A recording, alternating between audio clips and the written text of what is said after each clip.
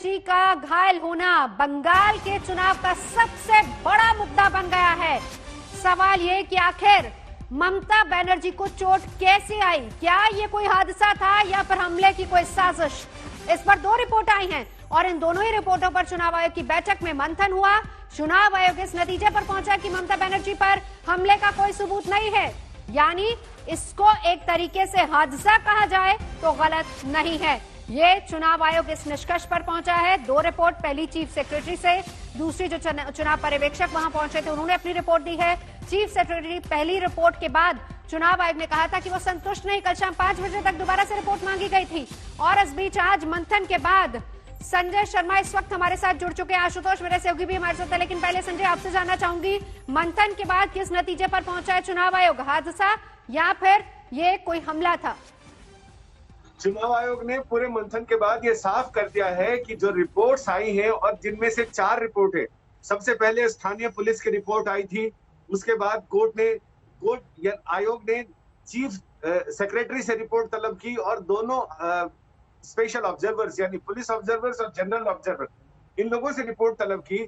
और इसमें चुनाव आयोग के सूत्रों का ये कहना है कि आयोग ये जानना चाहता था कि आखिर जिस तरह से रिपोर्ट भेजी जाती है उनकी सत्यता की परख कैसे की जाए। इसलिए 4 अलग अलग सोर्सेज से रिपोर्ट मंगाई और उनका तुलनात्मक अध्ययन करने के बाद, उस पर चर्चा करने के बाद आयोग इस नतीजे पर पहुंचा है कि किसी भी रिपोर्ट में इस तरह के पुख्ता सबूत नहीं मिले हैं जिससे ये पता चलता हो कि वो घटना बुधवार की शाम नंदीग्राम में हुई, वो घटना जो ममता बनर्जी का पैर जिसमें घायल हुआ, चोटिल हुआ, उसमें कहीं कोई सोची समझी साजिश थी या कहीं कोई ऐसा सोचा समझा अपराध था। उनका ये कहना है कि जो रिपोर्ट्स आई हैं, चारों रिपोर्ट से ये साबित होता है, ये पता चल रहा है और इसके ही संकेत मिले हैं कि वो एक हादसा था जो लापरवाही से हुआ। सुरक्षा में चूक की बात भी ऑब्जर्वर्स ने की है अपनी रिपोर्ट में। तो ऐसे में सुरक्षा चूक का मामला ज्यादा लगता है, जबकि किसी तरह की उससे उन्होंने इनकार किया है कि इसमें ऐसा कहीं से भी नहीं लगता कि कोई हमला हुआ है या सोची समझी साजिश है। बिल्कुल आशुतोष, अब चुनाव आयोग जिस निष्कर्ष पर पहुंचा है, जाहिर सी बात है कि इससे तो अब बंगाल की सियासत और गर्माएगी। ऐसे में जबकि आज ममता व्हीलचेयर पर सवार होकर 5 किलोमीटर लंबा रोड शो करने वाली है कोलकाता में।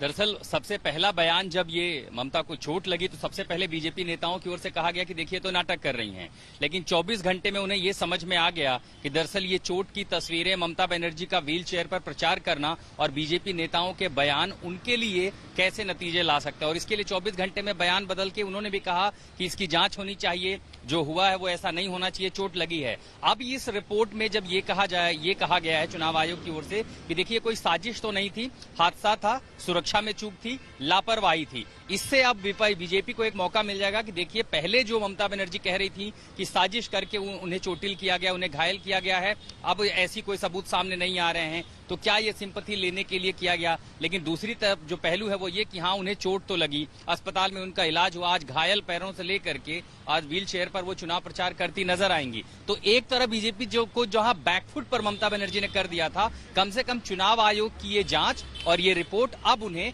फ्रंट फुट पर एक बार फिर ले आएगी कि देखिए वो जो कह रहे थे कि कोई साजिश नहीं थी, उसको कम से कम चुनाव आयोग की रिपोर्ट सही करार दे देती है।